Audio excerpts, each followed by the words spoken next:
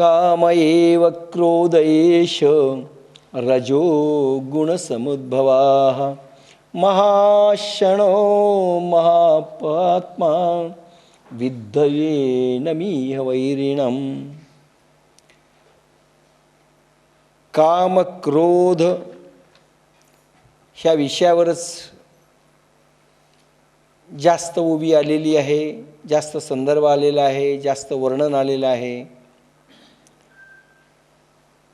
काम क्रोधावर मी जवळपास 2 तास मागे बोललो, त्याच्याही आधी काही भाग झाला आहे. तरी पण बऱ्याच ओव्या काम क्रोध अहंकार ह्या विषयावर असल्याने पुन्हा काही राहिलेला भाग किंवा विस्तारीकरण घ्यावं असं सर्वांचं मत पडल्याने पुन्हा थोडंसं एक डिटेल घेतो आहे. ओवी अशी, तरी हे काम क्रोध पाही जया ते कृपेची साठवण नाही, ते कृतांताची आठाई माणी जती. हे ज्ञाननिधीचे भुजंग विषय दरीचे वाघ, भजन मार्गीचे मांग मारक जे. हे देह दुर्गीचे धोंड इंद्रिय ग्रामीचे कोड, याचे व्यामोहादिक बंड जगावरी. अर्थ सांगणार नाही कारण आपण सांगितलं आहे मागच्या ओव्यात. फक्त थोडं विस्तारीकरण काम क्रोध लोभ मद मोह मत्सर याचं करायचं. अनेक जणांच्या मते, इवन भगवान ज्ञानेश्वर महाराजांच्याही मते, अनेक संतांच्या दृष्टीनेही काम प्रमुख म्हटलेलं आहे. मी माझ्या याच्यातनं मला जे वाटलं ते मी लोभ प्रमुख म्हटलं आहे. कालच्या याच्यात लोभ प्रमुख म्हटलं आहे. कारण काम म्हणजे कामेच्छा, एखादी काम करण्याची इच्छा किंवा एखादी वस्तू विषय किंवा व्यक्ती ह्याविषयीची एक इच्छा उत्पन्न होते. इच्छा केव्हा होते? स्टिम्युलेशन झाल्याशिवाय. म्हणून मानसशास्त्रीय दृष्टीनं मी लोभाला मोहाला प्रमुख म्हटलं. पण अनेक जणांच्या मते काम प्रमुख आहे. आता काम ॲक्टिव्ह पार्ट आहे म्हणून एखाद्या वेळेस त्यांनी म्हटलं असेल. सायकॉलॉजिकल दृष्टीनं मला असं वाटतं की लोभ हा त्याच्या मुळाशी आहे. का लोभच जर नसेल तर कामेच्छा उत्पन्नच होणार नाही. मला काही घ्यायचंच नाही आहे तर मला माझ्या मनात काही इच्छाही उत्पन्न होणार नाही. मग कामाला स्टिम्युलेशन्स हे लोभाचं आहे असं मला वाटतं. पण आता आपण काम प्रमुख धरून काही लोकांनी सांगितलं आहे त्या दृष्टीने आपण विचार करू. काम क्रोध लोभ मोह हे मोक्षाच्या आड येणारी 4 बंधनं आहेत. ही बंधनं आहेत, ऑब्स्टॅकल्स आहेत, अडथळे आहेत. हे देह दुर्गीचे धोंड इंद्रिय ग्रामीचे कोड, काल झालेली ओवी. हे मोक्षाच्या आड येणारी 4 बंधनं आहेत. हे मानसिक विकार आहेत. हे विकार आहेत ज्याचा देहावर आणि सूक्ष्म देहापर्यंत, कारण देहापर्यंत याचे इफेक्ट्स, याचे परिणाम जाणवतात. यांना संक्षिप्त केले तर प्रमुख कोण? तर लीडर काम असं काहींनी म्हटलंय. यांचा लीडर म्होरक्या काम आहे. आणि एका दृष्टीने तेही बरोबर आहे. कारण की सिद्ध पुरुषालाही जेवावं लागतं.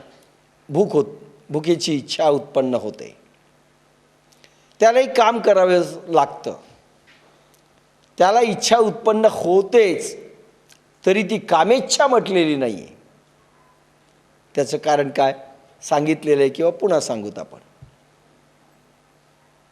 काही प्रवचनात सांगितलं मी ते कारण. पण एखाद्या वेळेस काम प्रमुख म्हटलं तरी बिघडत काही नाही, कारण कुठल्याही स्टिम्युलेशनला यांनाही स्टिम्युलेशनच लागतं. म्हणून काम प्रमुख म्हटलं तरी चालतं.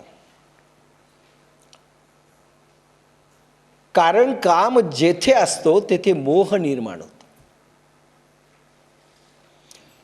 सायकोलॉजिकल दृष्टीने असाही एक भाग आहे की कामेच्छा, कामपूर्तीची इच्छा, दोन्ही सेक्स असो की एखादी कामपूर्ती विषय व्यक्ती यांच्याविषयीची असो, वस्तूविषयीची असो, ही कुठेतरी मनात घर करून असते. उदाहरणार्थ सांगतो की एखाद्या स्त्रीला डॉक्टर नाही होता आलं, परिस्थितीनुरूप, आर्थिक परिस्थितीनुरूप नाही होता आलं.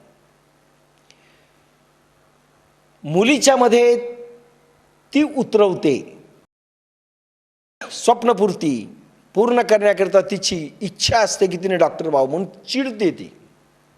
तू मेडिकल घे, तू मेडिकल घे. म्हणजे फारीला समजतं असं नाही, पण आपण जे होऊ शकलो नाही ती कुठेतरी दबलेली अंतर्मनामध्ये ती इच्छा असते आणि ती नंतर व्यक्त होते. म्हणजे कामेच्छा ही देखील दबलेली, आणि अनंत काळापासून देखील काही इच्छा दबलेल्या आहेत. अनंत काळापासून काही ना गोड खावंसं वाटतं, काही ना तिखटच खावंसं वाटतं. भलेही ते रक्तात गुण असतील, पण अनंत जन्मीचे देखील त्याच्यात ठसे उमटलेले आहेत. काही स्वप्न आहे अनंत जन्मीचं, आणि ते देखील दडलेले आहेत त्या इच्छा. मग काम प्रमुख म्हटलं तरी चालतं. खरं म्हणजे कोणतं काय प्रमुख आणि काय नाही सांगता येत नाही, पण ही गोष्ट येऊ शकते. कारण काम जेथे असतो तेथे मोह निर्माण होतो. मुळात दडलेली इच्छा आहे. समजा माझ्या मनामध्ये अशी इच्छा आहे की मला मान सन्मान मिळावा. मग ठीक आहे, मी राजकीय माणूस आहे, मी आमदारसाठी तिकीट मागतो, उभा राहतो. मनात काय दडलंय? मला राजकीय काहीतरी सत्ताधीश व्हावं, सत्ता मिळावी, हे मनात दडलेलं आहे. कदाचित अनंत जन्मीचं असू शकतं, कदाचित ह्या जन्मात असू शकतं, पण काम दडलेलं आहे आणि मोह दडलेला आहे. तेथे मोह निर्माण होतो. काम असला की तेथे मोह निर्माण होतो.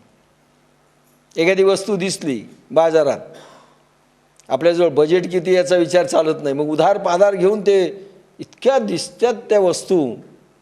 मॉलमध्ये गेलो तर मॉल, आजकाल मॉल निघालेत मोठमोठे, त्याच्यात गेले की पाहतो. नाही घ्यायचं असलं एक चमचा, ठीक आहे, एक तरी घ्या, दाखवायला लोकांना. मॉलमध्ये गेले होते, हे पाळलं. वेगवेगळ्या स्टाईलचं असतं. हा मोह आहे.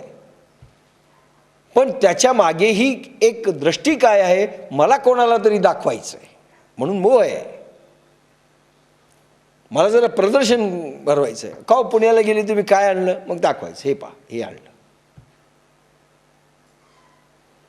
अमेरिकेहून कोणी आला, दाखवा दाखवा काय आणलं, असं आपण म्हणतो. हा मोह आहे. तेथे लोभ निर्माण होतो, आणि एकदा मोह निर्माण झाला की लोभ निर्माण होतो. मोह म्हणजे एखादी वस्तू, आता येईल त्याचं वर्णन, की मोह निर्माण झाला की लोभ निर्माण होतो. सीतेने हरिण पाहिलं, मज आणून द्या तो हरिण अयोध्यानाथ. पतीला म्हणते रामांना की मला तो सुवर्ण मृग आणून द्या, त्याची कंचुकी शिवील.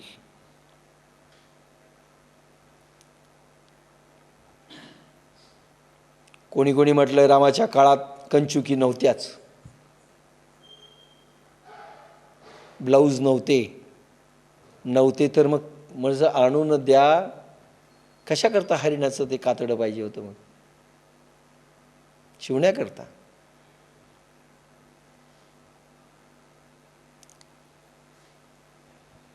तेथे मोह निर्माण होतो व जेथे मोह होतो तिथे लोभ निर्माण होतो. मला पाहिजे दिसली वस्तू बाजारात, मोह निर्माण होतो.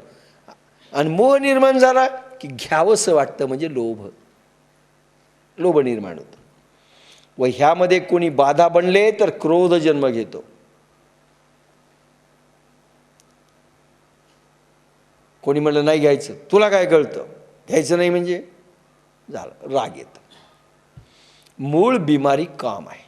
कारण मनात हव्यास काय दडलेला आहे की वस्तूचं एक संग्रहालय आपल्या घरात असावं, जे लोकांना दाखवता यावं. मुळात हव्यास काय? प्रदर्शन मांडायचं असतं. हे पा मी काय काय आणल्या, ह्या वाट्या, हे ताट, सगळं दाखवायचं असं पसारा करून. त्याच्या मनामध्ये ती इच्छा दडलेली. मूळ बिमारी काम आहे. कामाचा अर्थ दुसऱ्यापासून सुख मिळेल ही आशा. कामाचा एक अर्थ काय? दुसऱ्यापासून सुख मिळेल. कामाला प्रोजेक्ट पाहिजे, दुसरा कोणतरी पाहिजे. बायको का करावीशी वाटते? सुख मिळेल. तिला नवरा का करावा असं वाटतो? सुख मिळेल. पोरग का भावसं वाटतं? सुख मिळेल. सुख मिळेल. ते मिळेल की नाही ती गोष्ट वेगळी, पण दुसऱ्यापासून सुख मिळेल ही आशा. आणि शेवटी नाही मिळालं, नाही देईल होईल. पुढे का मिळेल? पण मिळेल, नक्की मिळेल. हो, नक्की मिळेल. दुसऱ्यापासून सुख मिळेल ही आशा. आणि दोन, माझे सुख बाहेर आहे ही भावना असते कामामध्ये. म्हणून वस्तूमध्ये आपण शोधतो ते सुख, विषयामध्ये आपण शोधतो आणि व्यक्तींमध्ये शोधतो. चांगले चांगले शेजारी पाहिजे, चांगले चांगले मित्र पाहिजे, चांगला नवरा पाहिजे, चांगली बायको पाहिजे, चांगली आई पाहिजे, चांगला बाप पाहिजे. ते जर मॉडेल बरोबर नसले दोघं तर मग आपण बरोबर न्यायचं नाही त्यांना. मॅचिंग पाहिजेत आई आणि वडील. सासू देखील सुनेला मॅचिंग पाहिजे. सासू मॅचिंग नसली तर ती थोडं कठीण होतं. माझे सुख बाहेर आहे शोधतो माणूस. माझं सुख बाहेर आहे. कामाचा अर्थ आहे बरं का. कामाचा अर्थ म्हणजे फक्त इच्छा असं नाही. दुसऱ्यापासून सुख मिळेल ही आशा एक, आणि माझे सुख बाहेरच दडलंय. मग भलेही ते वस्तूमध्ये असो, विषयांमध्ये असो की व्यक्तींमध्ये असो. पिक्चरमध्ये सुख आहे, टी व्हीमध्ये सुख आहे, सिरियलमध्ये सुख आहे, बाहेर दडलंय सुख. आणि ध्यान एकदम विपरीत शब्द आहे कामाच्या विपरीत ध्यान शब्द आहे. माझे सुख आत दडलंय. लक्षात घ्या. ध्यान म्हणजे माझं सुख आत दडलंय. काम म्हणजे माझं सुख बाहेर दडलंय, बाहेरमध्ये. कुठे शोधिशी रामेश्वरान, कुठे शोधिशी काशी, हृदयातील भगवंत राहिला हृदयातच उपाशी. रामेश्वरमध्ये सुख शोधतो, काशीमध्ये शोधतो, तिरुपती बालाजीमध्ये शोधतो. बाहेर सुख आहे. पण परमात्मा देखील बाहेरच असतो यांचा. आणि ध्यान म्हणजे माझं सुख आत आहे, बाहेर नाही. म्हणून सिद्ध पुरुष आणि म्हणजे सद्गुरू आणि गुरु यांचं जे वार झालं ह्या हिंदुस्थानात, एक दुसऱ्याच्या विरोधी दिसले, कारण हे ध्यानाकडे वळणारे यांना सुख आत आहे हे सांगतात. आणि हे म्हणतात बाहेर सुख आहे, पोथ्यात सुख आहे, ज्ञानेश्वरीत सुख आहे, प्रवचनात सुख आहे, बाहेरच्या मूर्तीमध्ये सुख आहे, या फोटोमध्ये सुख आहे बाहेर. आणि हे आत जायला सांगतात, हे बाहेर जायला सांगतात. इतका फरक आहे, एकदम विरोधाभास. कामाचा अर्थ माझे सुख बाहेर आहे, दुसऱ्यामध्ये आहे. तो देईल तर मला मिळेल. म्हणून हे सून तू मला सुख दे, हे सासू तू मला सुख दे, हे मुला तू मला सुख दे, हे बापा तू मला सुख दे.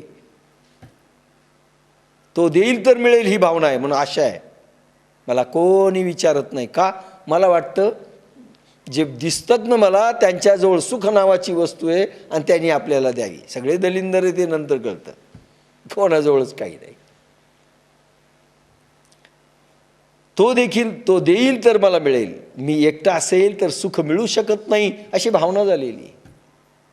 ज्यांच्याकडे काम असतं, मी एकटा असेल ना मी सुखी राहू शकत नाही. एक टीव्ही नाटक देखील आहे एकटी. कसं मी काय पाहिलं नाही. एकट्याला सुख मिळणार नाही ही भावना होते आणि माणसं दुश्चिंत होतात. महावीरांचं उलट आहे, बुद्धांचं विलट आहे. एकटे. जगात सुख नाही, दुसऱ्यात सुख नाही, एकटेपणात सुख आहे.